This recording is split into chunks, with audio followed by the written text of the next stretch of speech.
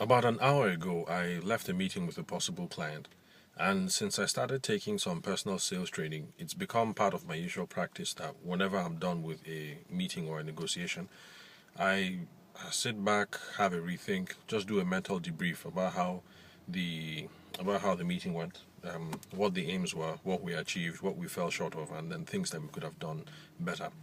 The reason why I'm saying we is because oftentimes I'm not in these meetings alone, because sometimes I bring along a fellow vendor, especially another videographer that I've been working with from time to time, and we refer business back and forth. Excuse me. Now, in this meeting, everything went okay. I'll keep you guys posted on the outcome later on. But there were a couple of things that I think we could have done better that I want to share with you guys. For those of you who are also self-employed and who have to sell their services like I do, or maybe those of you who are involved in corporate practice and you uh, have to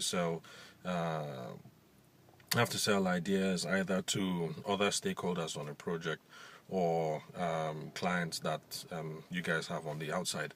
Now, during the meeting, a lot of technical words were used. Since I'm a photographer and the person that I had along with the meeting was into video, there were lots of terms used like workflow, 4K, Ronin, what else? Well, technical terms like that, which is it's okay for those terms to be used when fellow people in the trade, like photographers, videographers, when media people are talking. It's okay to use such terms because we know what they mean, and that's not a problem. So if one video person says to another video person that I'm shooting in 4K resolution, they know exactly what that means. But for the client, that they may not necessarily know what it is that means. Now, sometimes you throw it there out of habit because either we're trying to impress, or maybe because it's a handy shorthand to just pass across something that we're trying to say without using too many words.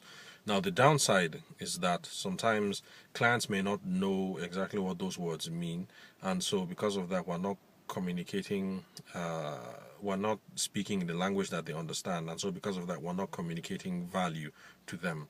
So they hear 4K, they don't know what 4K means, so mentally they're going through that, what does 4K mean to me? And since it means absolutely nothing else, they don't get the point, and the typical person is just going to keep quiet and maybe try and figure out later. The typical person isn't going to ask you, what does that mean? Now, when you have clients that ask you that, that's a good thing and you can salvage the situation.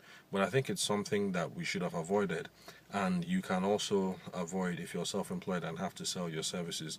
Don't use too many technical jargon. So it applies whether you're a photographer, a lawyer, a carpenter, or whatever it is that you do. Don't use too much technical jargon. And the same thing if you're in corporate practice and you're working with teams and you have to sell a vision to other team members or other stakeholders, except if all of you are have the same technical background. It would help if you avoid the technical jargon or use or substitute the words for similar ones that everybody else knows. So that's a little tidbit that I took away from our sales meeting today. Perhaps the meeting would have gone better if we used less technical jargon, and then the client would have been able to understand what it was that we were saying. For those of you who are in a similar situation, it would help if you do the same thing too. Just cut out the technical jargon if and when you can.